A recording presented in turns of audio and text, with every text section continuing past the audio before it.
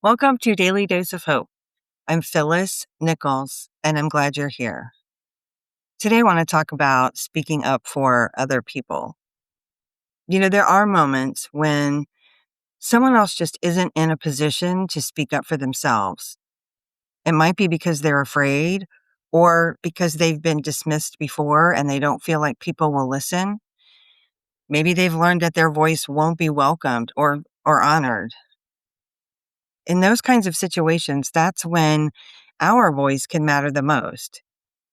Speaking up for somebody else isn't about having the answers or solving their problems.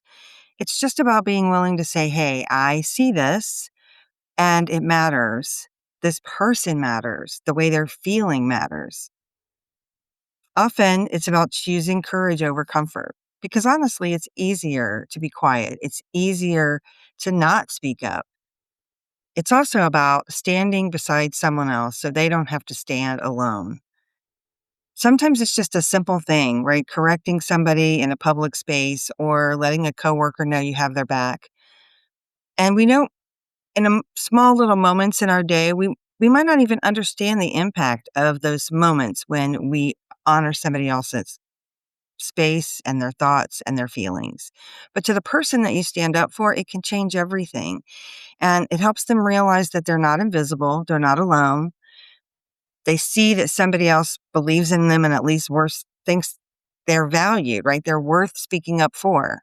And hope truly lives in those moments because it grows when we choose to show up for each other, especially when it would be easier not to, especially when we could just let that moment pass. So today, I hope you'll trust yourself. And when you have that opportunity, you'll speak up for someone because someday the person speaking up might be for you. This podcast is part of the Sound Advice FM network. Sound Advice FM, Women's Voices Amplified.